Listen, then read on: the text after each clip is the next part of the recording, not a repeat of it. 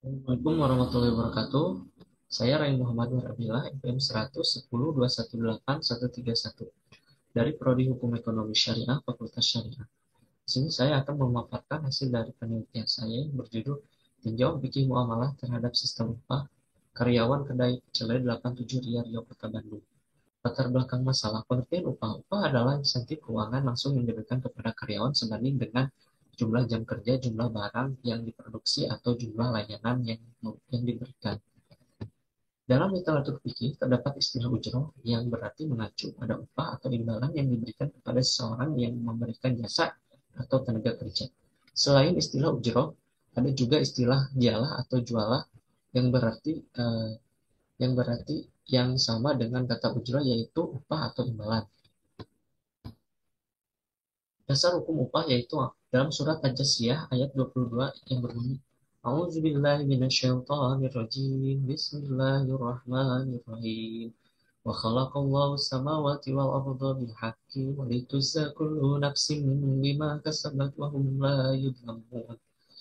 Dan Allah menciptakan langit dan bumi dengan tujuan yang benar dan agar dibalas setiap-tiap diri terhadap apa yang dikerjakannya.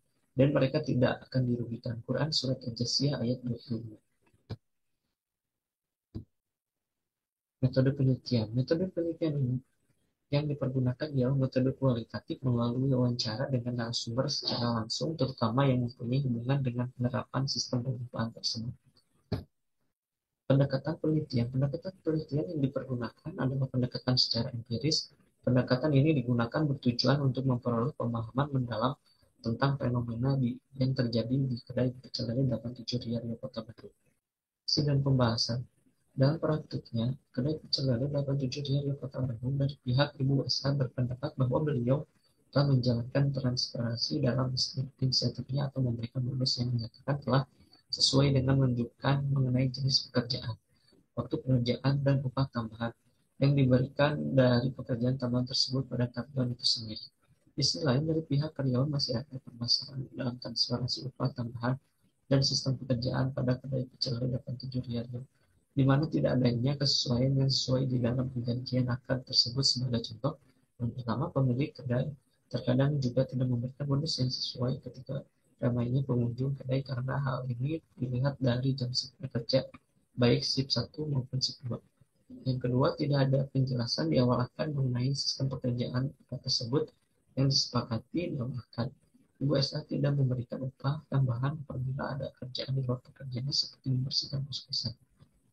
Dan yang selanjutnya, pada praktiknya, dari permasalahan tersebut dapat disimpulkan bahwa kedai pecel lele 87 di Kota Bandung belum menjalankan transparansinya dikarenakan dalam memberikan bonus terdapat permasalahan di mana waktu pemberian bonus yang diberikan melihat waktu shift yang ramai serta tidak adanya kejelasan karena sistem kerja di awal akad dan tidak adanya upah tambahan pada saat ada kerjaan di luar pekerjaannya.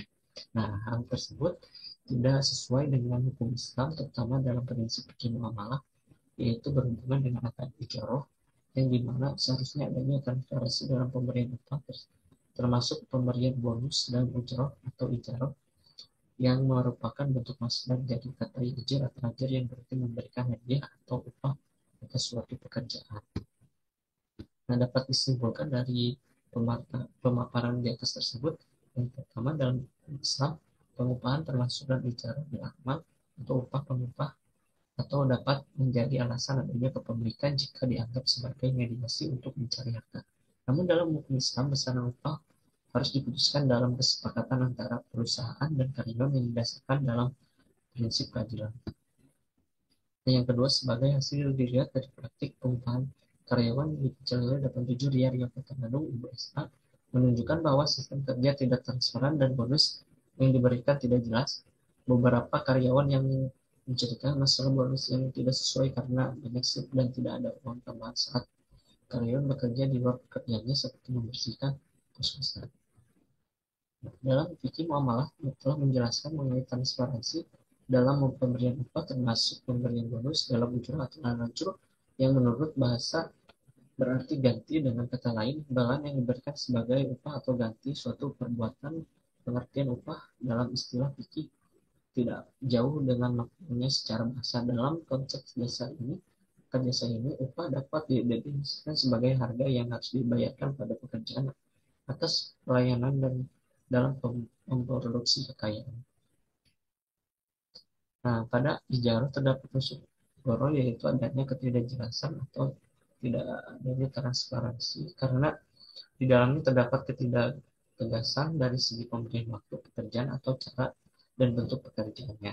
Dengan kata lain, yang dipentingkan dalam akad ini adalah keberhasilan pekerjaan, bukan cara mengerjakannya.